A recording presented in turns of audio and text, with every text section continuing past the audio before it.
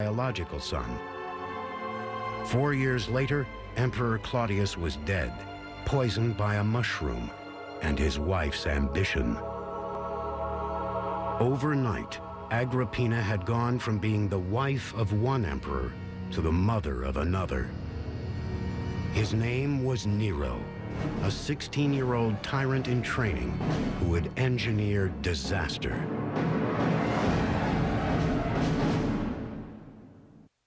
When in Rome, do as the Romans do. For 1 week, the History Channel brings you Rome. Gain a new understanding of the Imperial Empire and how its opulence and excess influenced the world today. When in Rome Week begins tomorrow night at 9 on the History. Small fire spreads into a week-long inferno that reduces huge swaths of Rome to ashes and leaves thousands homeless and walking the streets.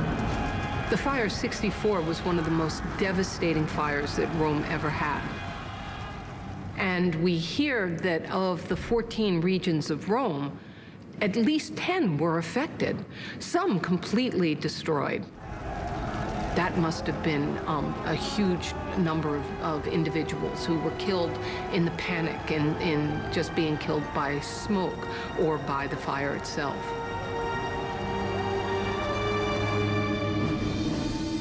Number 1 on the list of arson suspects is the emperor himself.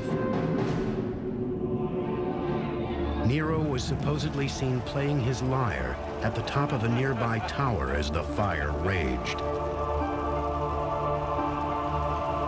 He's said to have looked at the fire as though it were a spectacle, and to have gone to the Tower of Maecenas and recited the fall of Troy. The tradition is that Nero was fiddling while Rome burned. His actions after the blaze were just as incriminating. Nero confiscated a third of the charred city as his own personal property and set out to build the empire's most extravagant monument to self-indulgence, a palace complex covering some 200 acres of downtown Rome. The rumor starts to spread that he had set the fire intentionally so as to clear a portion of the city where he could build this palace. Nero blamed the fire on a new religious cult called the Christians and had hundreds of them strung up and burned to death in the streets of Rome.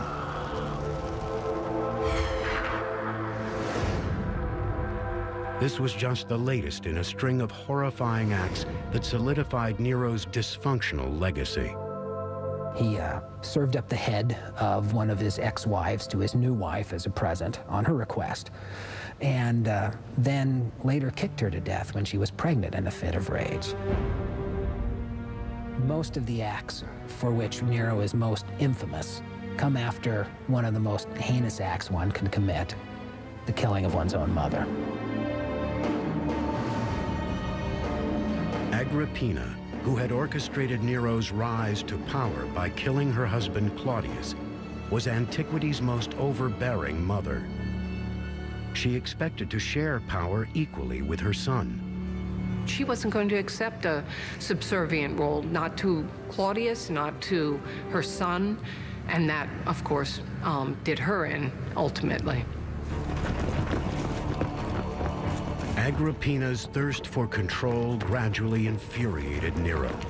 In 59 AD, 5 years after he became emperor, the 21-year-old sent his guards to kill his own mother.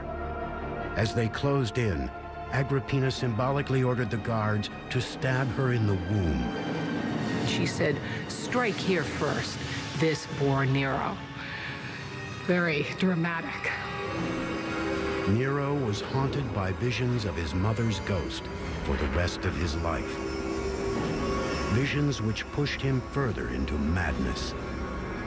Nero, as time goes on, becomes more and more lonely, and at the same time, perhaps also therefore more and more paranoid and more cruel.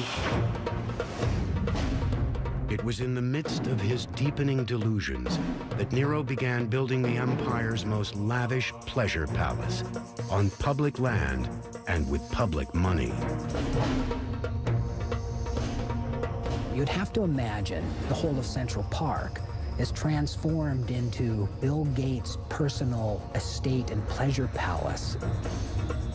And this is in the heart of the city where the rich and the affluent and the people who have a part of the city itself once had their homes.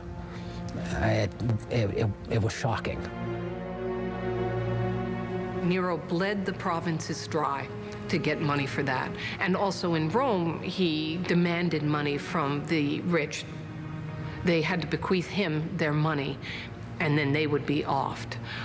It must have been a very scary time to be alive. Nero's golden house was built on the pain and sweat of forced labor. In ancient Rome, slavery was a common and acceptable practice. 1 in every 3 people living in the city was a slave. Rome's achievements would be unthinkable without slave labor. This slave labor was part of what generated the profits necessary to maintain and to expand an empire. There's no question that slave labor was also very significant for the building of these grand projects that really define the essence of imperial Rome. Nero's new palace would reflect his godlike perception of himself. It was designed to evoke a sprawling seaside villa in the heart of the city. Vineyards, gardens, and pastures for wild animals would cover what had once been Rome's downtown crossroads. The center of the complex would be a man-made lake and a pavilion with covered walkways a mile long. A vast 150-room wing of that pavilion still survives today, buried beneath modern Rome. Its cavernous interior demonstrates Roman mastery of another engineering innovation: the vaulted ceiling. A vault is nothing more or less than an arch which has been extended along an axis. Once you've built that framing one time and built one arch, move the framing, build another, move the framing, build another, you have a long vault. Very efficient way to build for the Romans. When the Domus Aurea was completed after just 4 years, Emperor Nero exclaimed, "Finally, I can begin to live in a house worthy of a human being."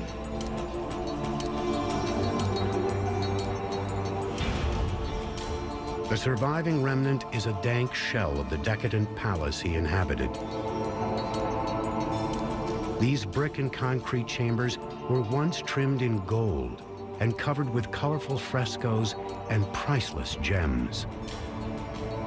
There were semi-precious and precious stones embedded in the ceiling, so that there's lapis lazuli and rock crystal and rose crystal that were just put up to catch the light. And in building the Domus Aurea, Nero is showing that he is not, like good emperors, generous with his personal resources, and I think this is one of the things that leads to his downfall. His behavior was so far off the scale in terms of what senators and people in Rome expected out of their emperor that I think he ultimately paid the price. In 68 AD, just months after he moved into the Domus Aurea, Nero was overthrown by a tidal wave of opposition. He was declared a public enemy by the Senate and hunted like a fugitive by his own guards. As they closed in on him, Nero slit his throat with the help of a loyal slave. His last words were, "What an artist dies in me." Nero died like the grandiloquent actor he always wanted to be, a kind of tragic actor upon a tragic stage. So his final words really do complete a picture of somebody who saw themselves not as an emperor, but as a star. After Nero's death, the Romans sought to bury any memory of him and his oppressive reign. By 104 AD, his golden house was filled in and covered with dirt and rubble. It would form the foundation of a bath complex built above it by the Emperor Trajan. For the next 1,300 years, it lay buried and forgotten beneath a changing city. Then in the 1500s, a sinkhole led explorers back into the belly of the ancient beast. Inside, Renaissance artists drew inspiration from its bizarre frescoes.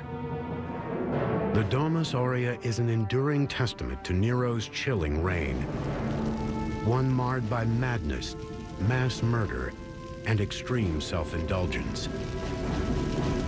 When that reign ended, the Roman Empire faced an uncertain future. Every emperor from Julius Caesar through Nero had been a descendant of a single bloodline. Now, for the first time, rule of the empire was left up for grabs. No one was sure really what was going to happen next, except that it was going to be bloody and it wasn't going to be very good until it was over. One week, the History Channel brings you Rome. Gain a new understanding of the Imperial Empire and how its opulence and excess influence the world today. When in Rome Week begins tomorrow night at 9 on the History Channel.